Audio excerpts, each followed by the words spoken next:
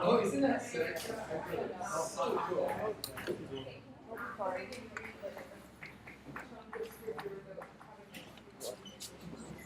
Why? You can't talk about a piece of scripture without hyperlinking. I think I'm being recorded live, so we're live. Let's see, Kelson, your mom's here. Why don't you open a word of prayer? Heavenly Father, thank you so much for just our ability to be here and learn more about you from Dain and John and Charles today.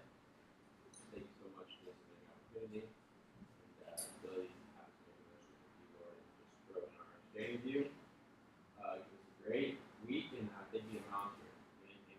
Amen. Is Charles speaking again today?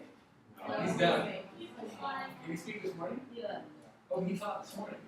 Oh, perfect. That's a great segue. Thanks for mentioning that. Because I want to share something with you right now.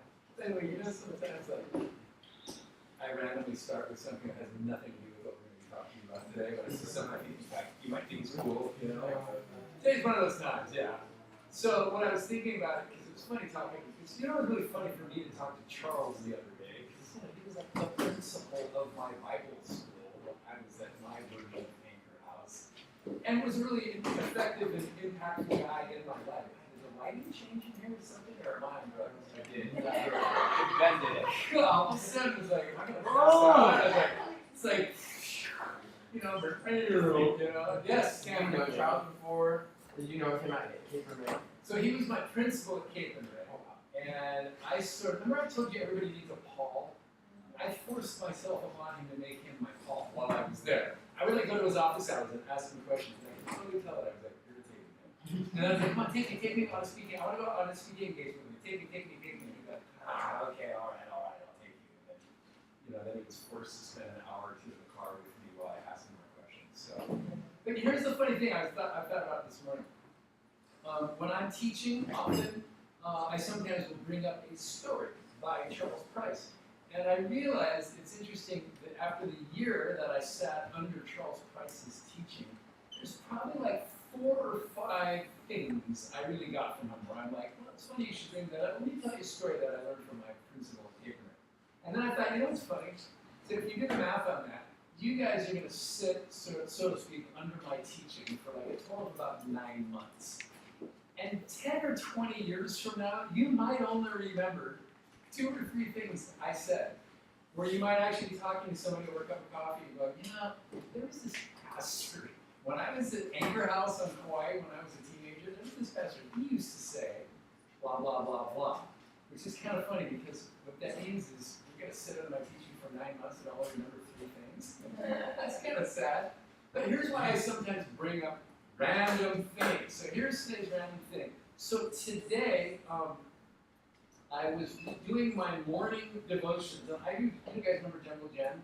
Yeah. So I do Jungle Jen's morning devotion first night. And here's her devotion from today. This is a random teaching that I just thought was really good. What she said is this: did you ever notice that we all think we're kind of normal Christians? The people that call themselves Christians that don't do it the way we do it, we think there's something wrong with them because they don't do it the way we do it, And so that's what she kind of said. I've met many people who thought they were quote-unquote normal, but it's clear to me that their definition of normal differed drastically from mine. More accurately defined, everybody's description of normal is like me, and anything that's not like me is not normal. Doesn't that sound about right? There's a you know who George Carlin is? He's an old famous comedian. He used to say this: have you ever noticed that anybody driving faster than you on the freeway is a maniac? That anybody driving slower than you on the freeway is an idiot? Right? Because we all think we're going the correct speed, right? Same thing with faith. But then she said this. I learned something that I want to share with you. This is really good. She said, well, what is the metric of normal Christianity? And what she did was she quoted Romans 14:17. The kingdom of God is not a matter of eating and drinking, but of righteousness and peace and joy in the Holy Spirit. God described normal as a condition of the heart brought by His Spirit that leaves us experiencing 3 things: righteousness, peace, and joy. And the reason why I thought that was interesting is because in my life as a pastor, I want to share something with you. People are always trying to influence the pastor. How come you guys never teach about? How come you guys aren't ever talking about? Right? And so, like if you're a worship leader, you'll get this. Because if you become a worship leader in your church at home, you're going to get people, we should really do this song I heard, man. This song is such a... How come you guys never do this when you do worship? Or if you become a pastor, you're going to hear what everything... So here's something I've always found interesting. A lot of people pressure me as pastors to talk more about politics and end times. What I found really interesting is they usually tell me that the reason why you need to speak about this is because people don't know that they should be afraid. Isn't that interesting? Yeah? People don't even know, man, if the wrong person gets elected, it's all over for the church. And I'm like, I'm so never going to preach that from the front. Well, people need to know, man, we're in the end times. Did you know they found the Antichrist? The Antichrist is in Russia right now. And I realized something today. Those people don't seem to have peace and joy. Does that make sense? And when I think about how Jesus responded to things, like when people told him, don't go to Jerusalem, man, we will get killed. Because they did that. They said that to him. What did he say? He said, well, something must be done. But he wasn't scared, and he was never anxious. And so when I thought about this today, I thought, man, this is going to be like my new answer when people talk to me and they're bringing out that why we as Christians should be very afraid. And I'm just going to bust this out. Now, you're not preaching the kingdom to me right now. Because the kingdom is about righteousness, peace, and joy. Does that sound good? Yeah? Anyways, the reason I thought it might be good is because I know a lot of people are freaking out for a long person wins the election. But it's Tuesday? Next Tuesday? Yeah. Oh, it's going to be all over. First for America, and then Christians will suffer. No way. We're in the kingdom. We're not worried about any of that stuff, right? Amen. We should concern ourselves with ourselves and our relationships we have with people and who we can help. Okay, there's today's tiny little tidbit. Maybe you'll remember that 20 years from now. Yeah, you know what's that? My pastor told me this thing. If it's of the kingdom, it should lead to righteousness, peace, and joy, not fear and anxiety and worry. Amen?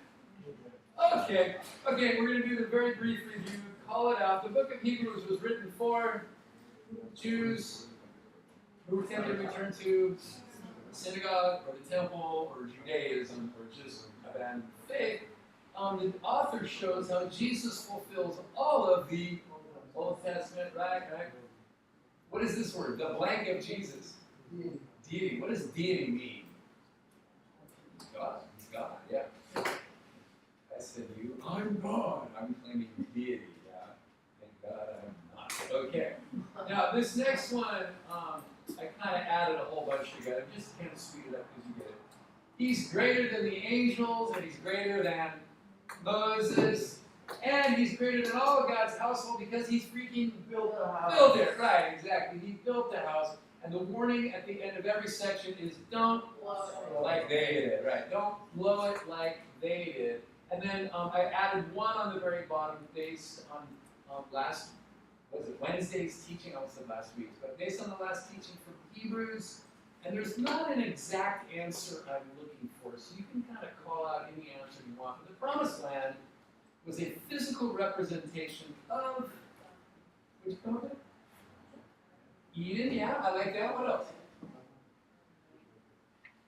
Her Garden of Eden. Alan? What's it? Rest, yeah, rest.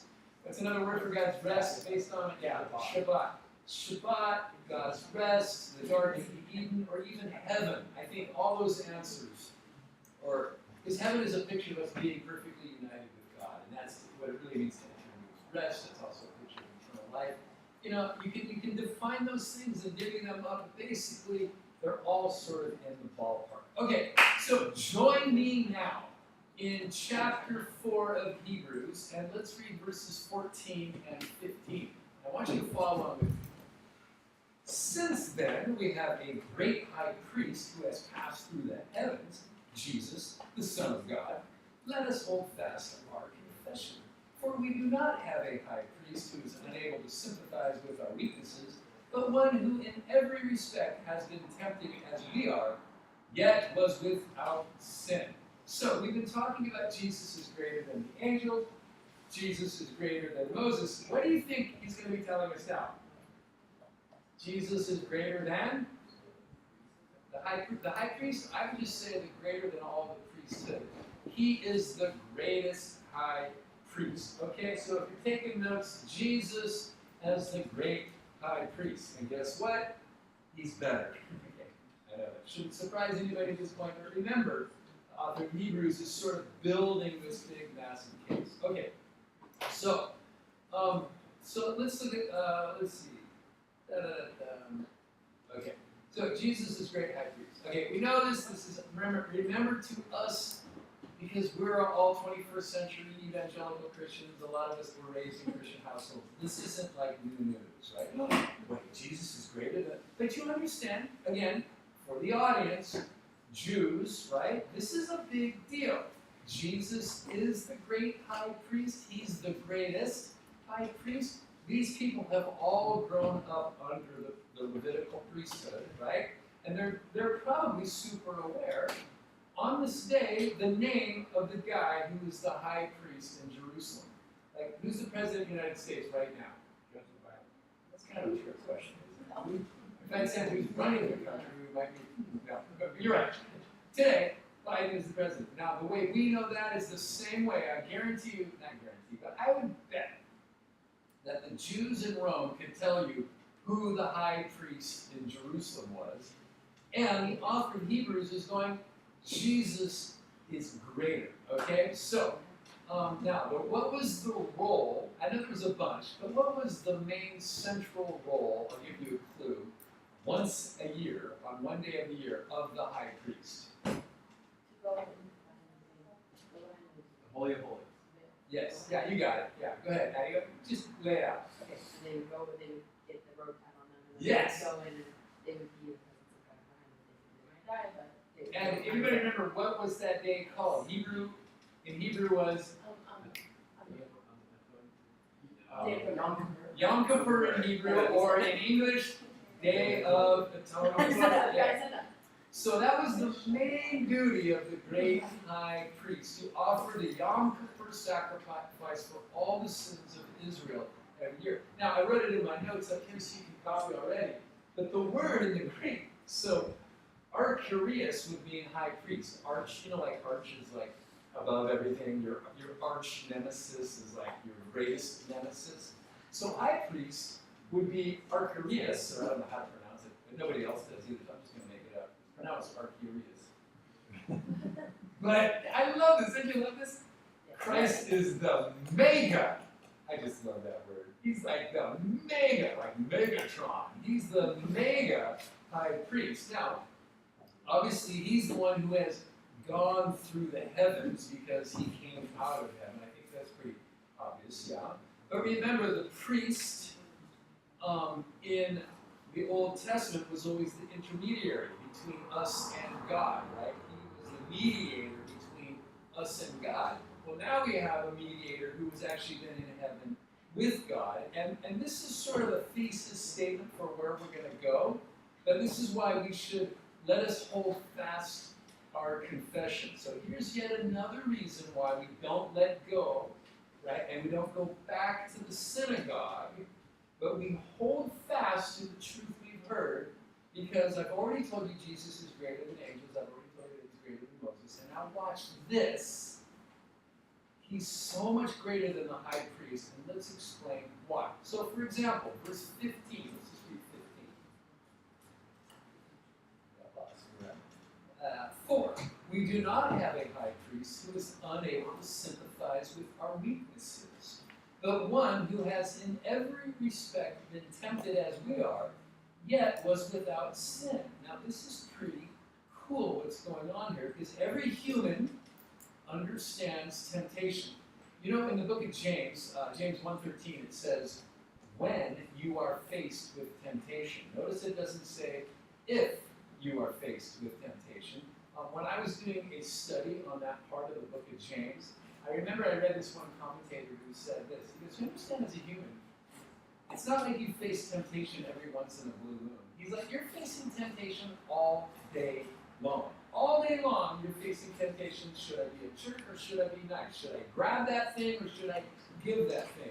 How do I operate? How do I handle myself in this situation? There's always one or two ways you can go. Does that make sense? Yeah? We're constantly under temptation, right? So, it would be unusual for an earthly priest, or not, it wouldn't be unusual for an earthly priest to be tempted. What was unusual is that Jesus faced basically all the greatest temptations mankind can face, and yet he did not stumble and fall. But what's cool about that, and what is the new NIV? Somebody here has the NIV. I think they use the word empathize, yeah? Is that right? Do you have that? Yeah, it says empathize. Mine says sympathize, yeah? But the Greek word, did I put it up there? Sympathero? No, I don't put it up there, but it actually means the word suffer. He has suffered along with us. He suffers with us in our temptation. Does that make sense? He sympathizes, he empathizes, because he knows what it's like. By the way, this is really cool. But the fact that he was obedient means that gives us some security in that. His enemies could find no sin in him. And this helps us better sort of trust him that he knows what it's like for us. That he's not just the superhuman, superhero guy, but he also was like us in many respects. I wrote a couple funny, not funny story, but one funny story. Did you ever have that experience if you went to like public school or even a private school? Did you ever have this experience when you were a little kid and you ran into one of your teachers at school? Or maybe like if you were a homeschool kid, maybe you ran into your pastor at the grocery store and he's got toilet paper. And you're like, oh, you're like a real human? So I know, right, you mean you don't live at school? Like I told, okay, so what happened to me was I was in about 3rd grade. I was a little kid, and I grew up right on the beach in Southern California. We used to have this big wild sports tournament called the Over the Line Tournament, which you've probably never heard of Over the Line. But picture like a 1976 party on the beach in Southern California. And my 1st grade teacher, I was in 3rd grade, but my 1st grade teacher, Mrs. Sullivan, never forgot her name, walked up to me and my dad and goes, "Hi, Dain." Mrs. Sullivan's wearing a bikini with a plastic cup full of beer. She's like, "Hi, Dain, how you must be Dr. Spore." And I remember just going, Mrs. Sullivan? In a bikini with a beer in her hand? Like, right? Like, you're an actual human being? What a trip, yeah? Like you said, I thought you lived at, Silvergate Elementary School. You only existed as, "Mrs. Sullivan, get out your books, people, it's time to color." Right? But to see her like as a real human being, I never forgot that. In fact, most of us, I think, spend more time arguing about whether or not Jesus was divine, whether the deity of Jesus. We, I think, sometimes as Christians have trouble picturing him as a human. That's why Philip Yancey wrote an entire book called The Jesus I Never Knew. And the whole book is only about the humanness of Jesus. In fact, I have some questions about that too that I sometimes wonder. Okay, so where are we going? I think we're going to let's go right to verse 16. So then, let us then with confidence draw near to the throne of grace, that we may receive mercy and find grace to help in a time of need. Okay, let us draw near to the throne of grace. By the way, I couldn't find this term, throne of grace, anywhere else in the scriptures, and it's a really interesting concept. Do you guys ever watch Game of Thrones? I never did. I'm a Christian. Just kidding. I totally set you up on that one. Actually, I didn't watch it. I watched the first episode, and I was like, wow, I really want to live in this world for the next 10 weeks. No, thank you. But think about it. I know what the show's about. I read, right? So I know. The Game of Thrones, man, it's all about people who are full of greed, and they're fighting for power and sex and money, and it's take, and they're all trying to kill each other, right? This is why, if you had to go see the king. Oh, have you all read the book of Esther? Yeah. Yeah, Esther, she's married to the freaking king and doesn't want to go stand in front of him unless she's invited. Because it was scary to show up before the throne of your king, because this king has the power of life and death. And look what the author here is saying.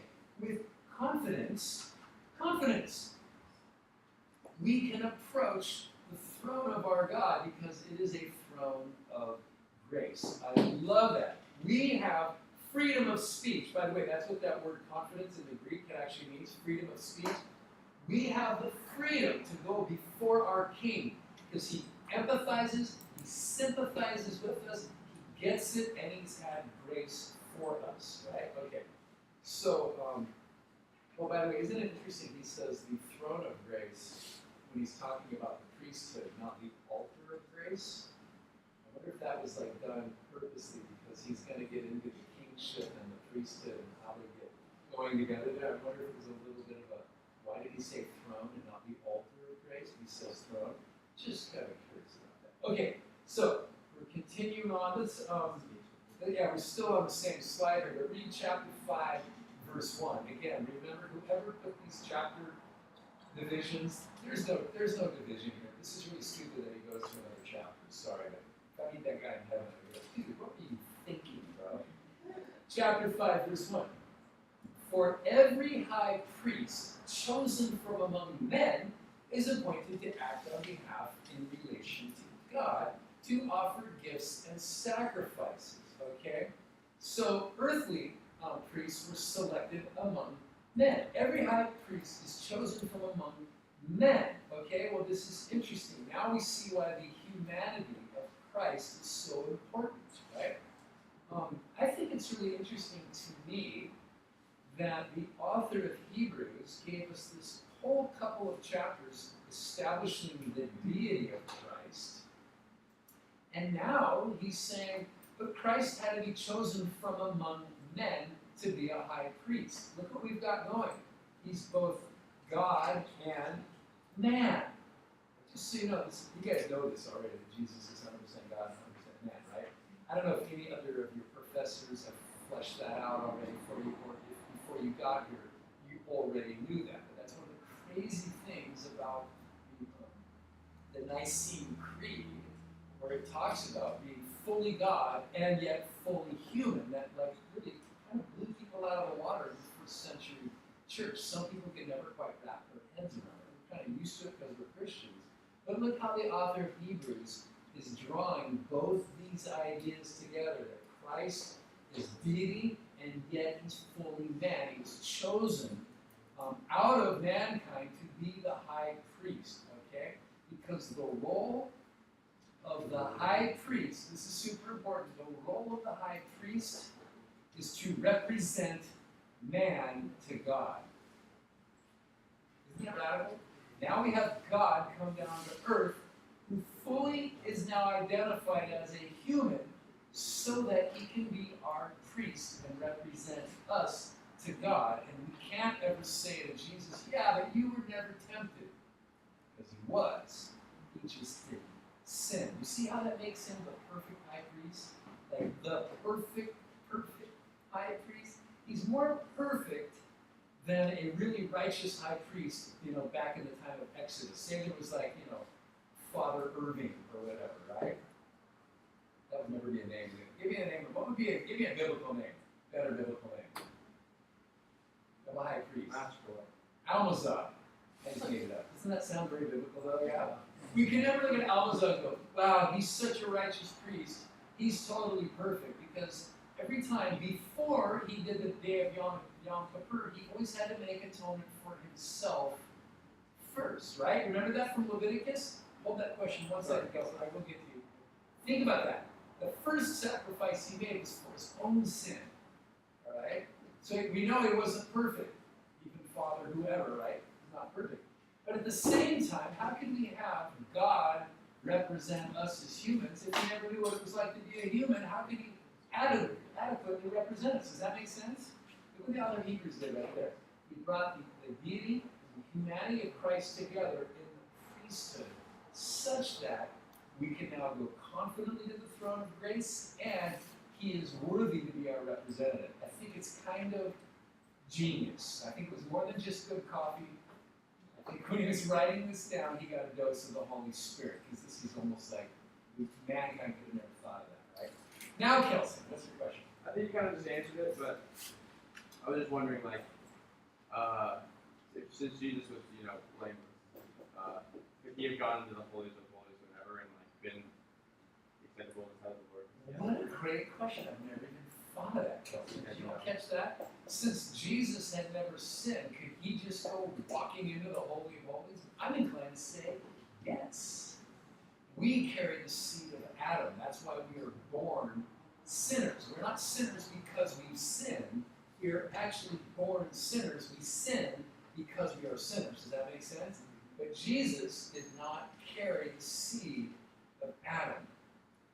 That's a great question. Yes, you disagree, Abby? No, I just wanted a little bit of clarification. Because I know that he doesn't carry the seed of Adam, but how? Because he's still like born of Oh, because you didn't sit through the first chapter of Matthew with me when I was teaching on Tuesday nights. We spent almost 2 hours talking about only this incredible concept that the author of Matthew goes through all kinds of crazy gymnastics to show us how Jesus comes from his paternal line comes from, let's screw this up. I forget, was it through Joseph? Yeah, through Joseph, right? But because Joseph's not involved, Jesus doesn't bear the sin, the seed of sin. Whereas Jesus' genealogy line on his mother's side comes through Mary, so that he can be human but not have the seed of Adam that comes through Joseph. Does that make sense? Yes. Because everybody in this room, we come from the seed of our father through the womb of our mother, right? The seed of Adam comes through the father, but Joseph gets cut out. In fact, there's a really, really interesting thing that goes on. When you get through the genealogy, it gets all the way to Joseph's dad, and then it just stops, right? Because there's a gap. Because there's a built-in genealogical gap, because Jesus does not come from the seed of Joseph, right? Or Joseph's dad, or whoever his dad was, yeah? Isn't that interesting? Yeah. It's like everything, that question you just asked is completely fleshed out when you compare the genealogies of Matthew and Luke together. It's two different lines that they come through, if that makes sense. Yeah. Isn't that wild? One is the line of Mary, and one is the line of Joseph. The line of Joseph stops. Is it going up through the other sons? Or is that where the line goes in? Oh, where it ends? Oh, that's a good question. I forgot the answer to that. Yeah. I don't think the line of David ever necessarily ends, because there's enough people running around. And Joseph certainly had kids, more kids. Or at least if you're not Catholic, you believe that. Did somebody else have a question? Yeah, kind of? No, you're stretching. Yes, Kevin. I guess That's a great question. Those are really good questions, yeah. so. Joseph's in the line of David. I forget. I don't want to start telling you yes or no, or maybe so, because I want to go back. I don't want to teach you wrong. And just what I remember specifically was that it was all set up in advance to arrange so that Jesus is not born with the seed of Adam. Yes? It says in Matthew 1, Joseph, son of David, don't be afraid to take Mary as well. Okay, Joseph's son of David, right. Okay, good. So he would come from the Davidic line. And Mary came through. So the split happens. The split happens at Solomon, which is where the two lines develop. See, has something to do with that. Anyway, sorry. Everybody else is texting. I got 4 people interested in 26 people going, move on! Okay, so let's move on. We did number 1, we did verse 1.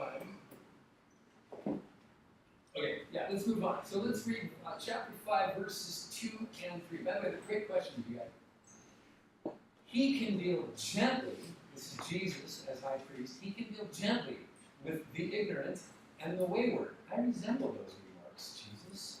the ignorant and the wayward, since he himself is beset with weakness. Because of, oh no, sorry, he's not talking about Jesus. Sorry, he's talking about the earthly high priest. Okay, we scratched that. I got lost. The context is super terrific.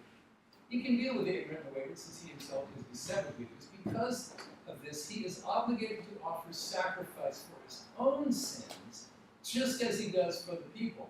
And no one takes this honor for himself, but only when called by God, just as Aaron was. Okay, so, earthly priests are supposed to be sympathetic because they also understand their position with God. And by the way, this is how pastors should be, right? Pastors should be able to deal with the ignorant and the wayward, since they themselves are beset with weaknesses. Boy, do I resemble that whole statement right there. Because quite frankly, this week I have had to deal with people's waywardness and their ignorance that led to their waywardness. And I'm able to share my own weaknesses with them, right? I can relate. But I'm the biggest sinner in the room right now, so obviously I have to be saved by grace and by the blood of Christ. Everyone. So, theory on this, Jesus being omniscient already knows our weaknesses, yeah? But him coming here allows us to sort of experience temptation, so he's sympathetic towards us, and we can be sympathetic towards him. He knows us. He suffered like us. He was tempted like us, but he doesn't sin, which kind of makes him a superhero. So let's read verses 4 and 6. And no one takes this honor for himself, but only when called by God, as Aaron was. So also Christ did not exalt himself to be made a high priest, but was appointed by him who said to him, "You are my son, today I have begotten you." And he also says in another place, "You are a priest forever after the order of Melchizedek," one of my favorite people in the Bible. By the way, I love this whole thing because I love this. No one takes this honor for himself, but only when called by God. I don't know if we've yet to have this discussion, but it will probably definitely come up later on somewhere during the course of the year, but I'll just share it with you right now. Just so you know, I never wanted to be a pastor. Are you all aware of that? Did I tell you that already? In my flesh, I don't even want to be a pastor right now. Can I make sure you caught the first part? In my flesh, right? Because in my flesh, I'm a total selfish, self-absorbed hedonist. You all know what a hedonist is? So most pastors, they struggle with not being power-hungry control freaks. Does that make sense? I really do. I've known a lot of pastors. And that is, you get really used to everybody looking up to you as the guy who has all the answers. And so you get kind of this power. People ask you, should I do this or should I do that? Well, I think you need to do this. God told me you need to do this. And then they start to, what does Jesus say? We lowered it over. Remember that's what he said to the Pharisees. You lowered it over. And then that's the danger of having like only one senior pastor in the church who surrounds himself with people that say yes to everything he wants, and he gets all the power. And man, I think that's a really big temptation for, I would say, most pastors that I know. But for me, I don't want to be in charge. I don't want the power. I don't want the authority. But I have my own weakness. I don't want all the hassle either. If you know what my last couple of weeks look like, oh my gosh, what a nightmare. Yeah? For me, in my flesh, where I have to worry about other people's problems, and I don't want to worry about other people's problems. I would just go surfing and eat a big lunch, take a nap. That's what a hedonist is, by the way. Hedonist just wants to sort of enjoy the pleasures of life. So you know, not a control freak, hedonist. Yeah? And I didn't want to have to worry about everybody else's problems. And God's like, perfect, you'll do just great. And I really felt like I was called to be a pastor. Does that make sense? Yeah?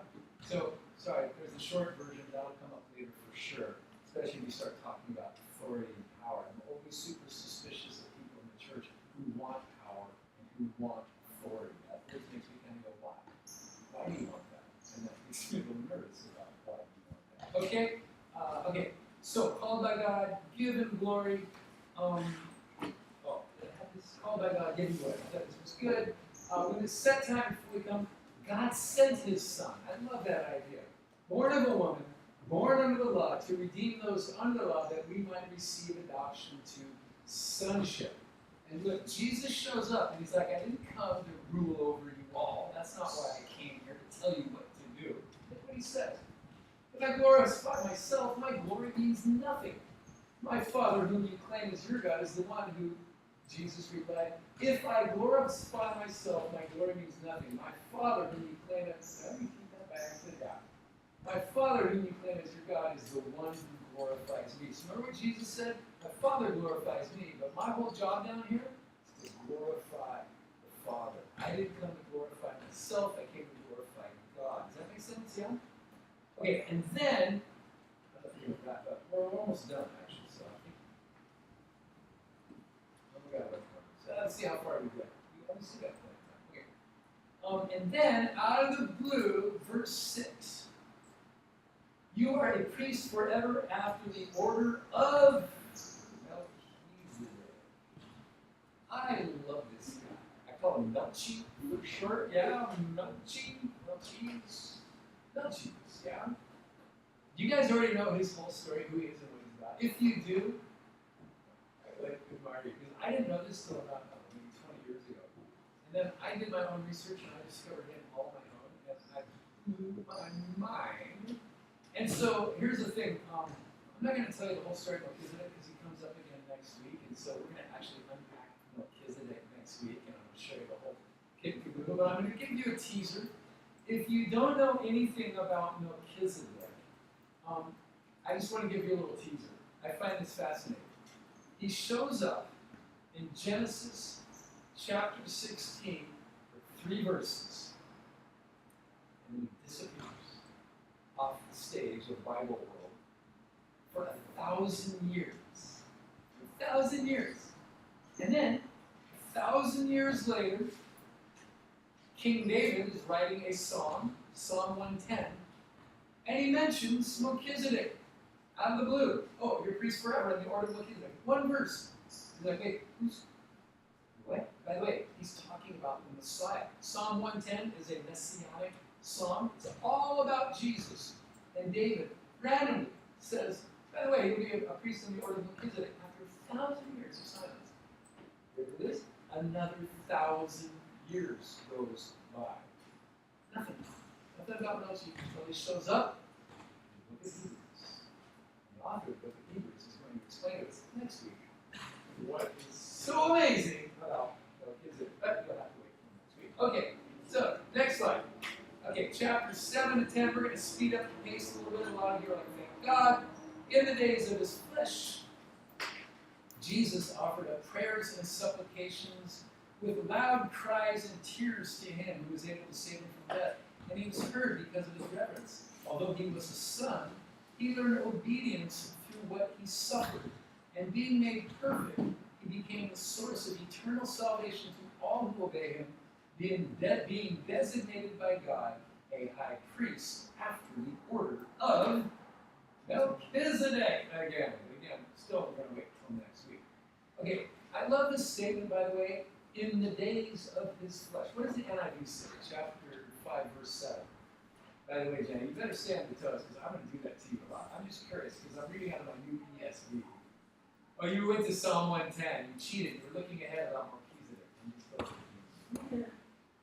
Okay, while she looks for it, I want to tell you this. I love this statement, in the days of his flesh. Because, what do you got? Okay, chapter 5, verse 7.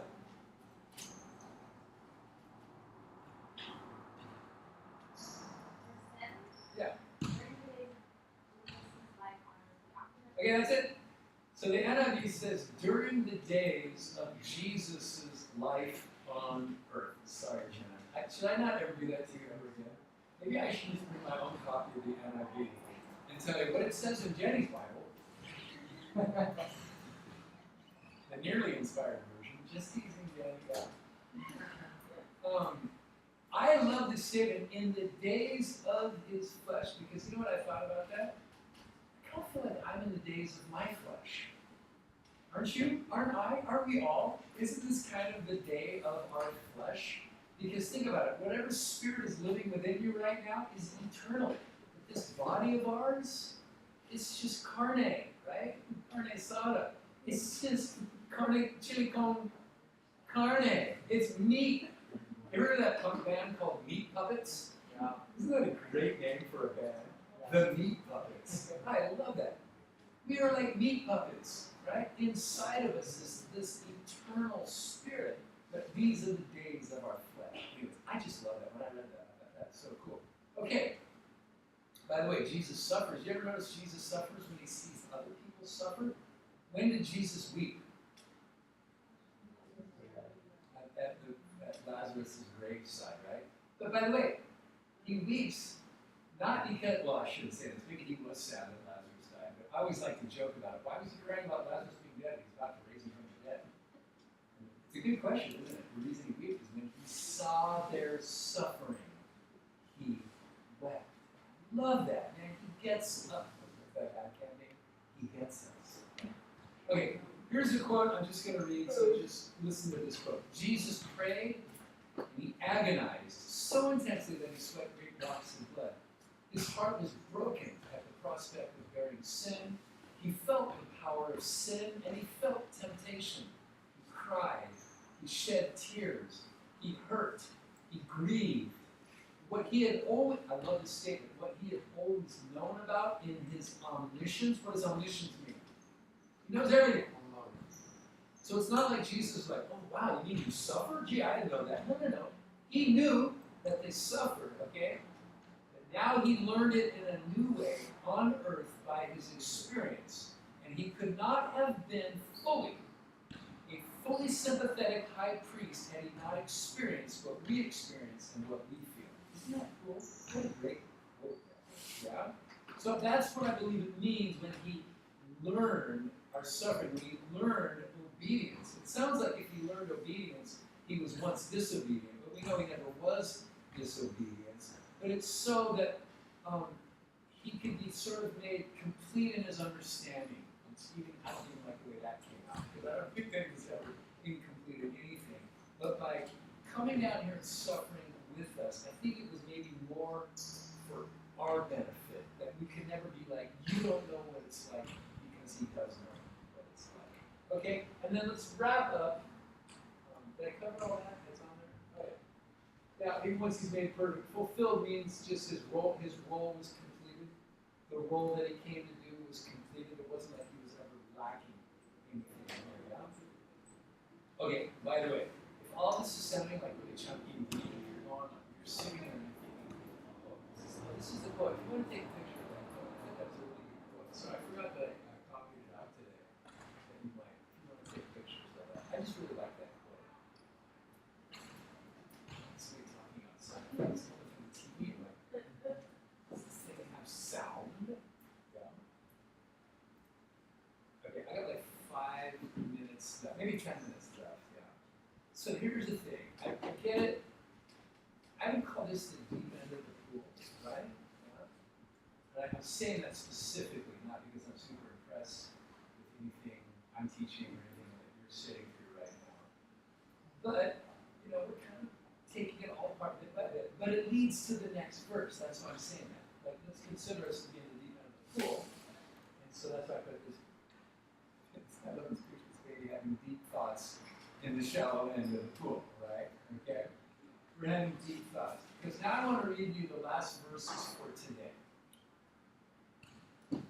Verse 11. About this we have much to say, and it's hard to explain since you've become dull of hearing.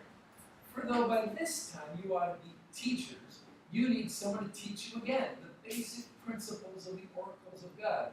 You need milk, not solid food. For everyone who lives on milk is unskilled in the word of righteousness since he's a child.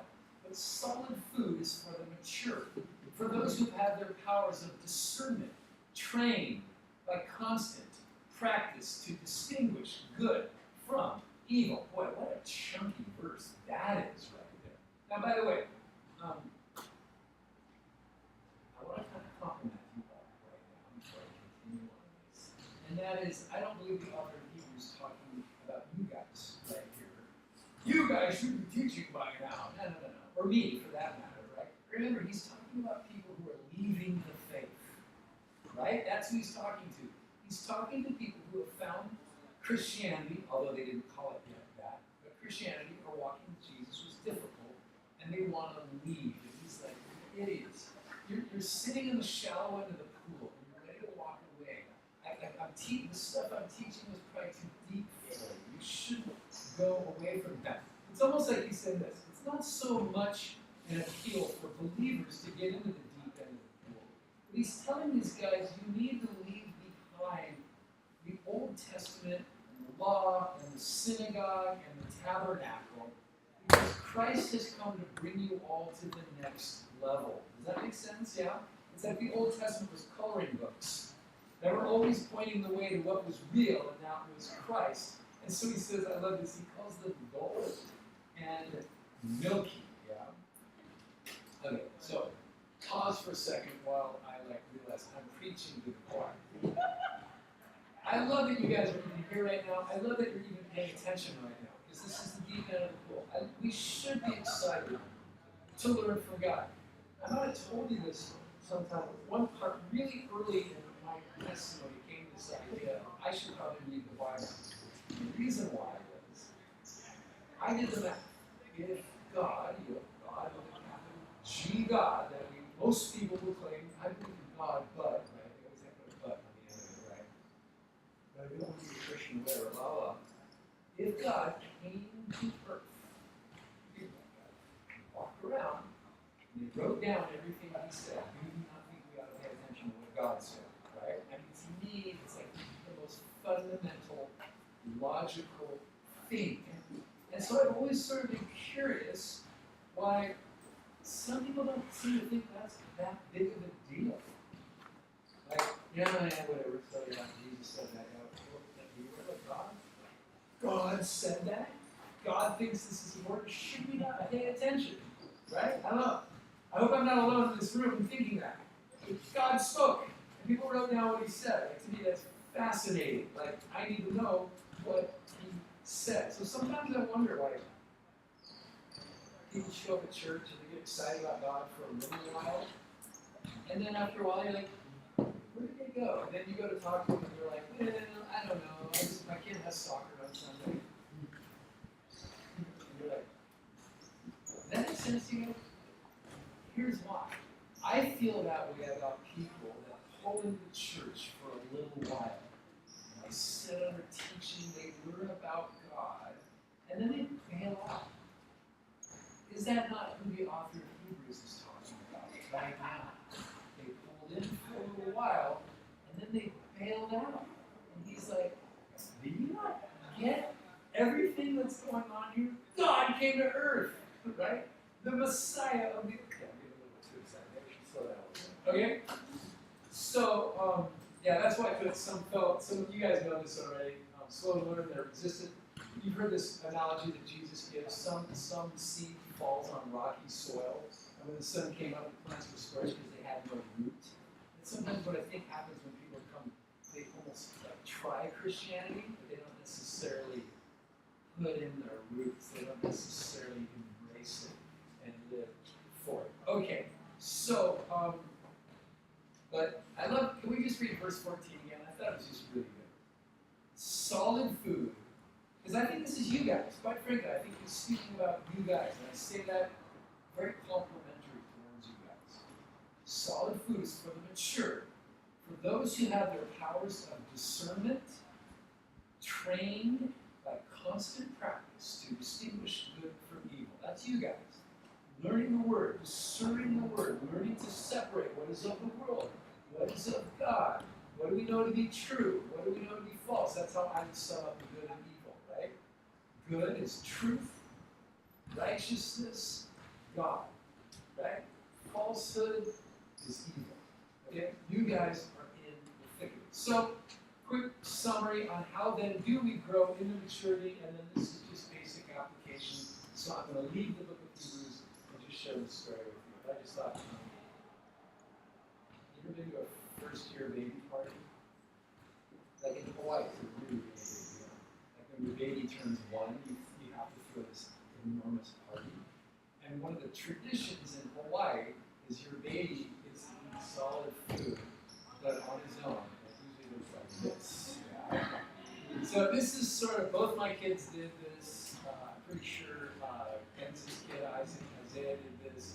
This is a very typical thing you do in Hawaii on your kids' birthday. And I'm joking because you're finally ready for solid food. Go at it, right? You know. Okay, how do we grow in faith? This is all really basic stuff. This sounds like your morning devotional. This sounds like something your youth pastor told you before you ever got to Hawaii or whatever, right? Have you heard all this? This is how you do this. It's really simple. The Word. Be transformed by the renewing of your mind. The Word does not come back void. It is living. It is a two-edged sword. It's useful for rebuking, correcting, training in righteousness. It teaches us the redemptive narrative and where we are in the story. Boom. But then you got to go out and live in the world. You got to put it to work. That's why you need experience and why you need trials. I got 3 minutes left. Quick story about my daughter. When my daughter got accepted to Cape and Ray, I was on my knees for 3 months, and this is what I prayed. Oh Lord, every day on my knees for 3 months before she left for Cape and Ray. Father, would you please use that time at Cape and Ray to grow my daughter into a deeper relationship with you, to give her a foundation of faith, some real serious spiritual growth, right? 3 months. And she goes off to school. For the first 2 months, I continue to pray every day. Lord, would you use her experience at Cape and Ray? Then she calls me in the 3rd month she's there. She's miserable. And she hates it there. And she's crying. And she's homesick. And she's like, I'm so homeless. I just want to come home. I miss Hawaii. I miss my family. I miss my cat. Are we being recorded? Could you edit that out in case you watch it? So, you ready for this? Here's what happened. Being dad, I talked her through it. She was just having a rough day. I reassured her, you're gonna be fine. I'm proud of you. I'm proud of you. There you are, all the way in England. And you'll be good. And then we prayed together. And she felt better. You know, everything was good. So I told her, here's what I do. I get on my knees. And I'm like, God, what's going on, man? I want you to, I thought, and I had this complete total revelation. I was going to say, God, get my daughter out of her trial. And God said, did you not pray? For 5 months you wanted your daughter to grow. And God said, did you think she was going to grow because her team won the volleyball game? Or did you think she was going to grow because she was going to face trials? And I was totally kind of sounded like that. And I was like, you're right. You're right. You tend to grow more through trials than through victories. In fact, I don't know if I grow much at all. It's usually the victory after the trial that I get all happy about. Does that make sense? Yeah? Okay. And then obviously prayer and service and fellowship. And I think you know all that already. And we are exactly at 50 minutes. So that's exactly 50 minutes. Thank you for paying attention. And stay have a great evening. Have a great evening.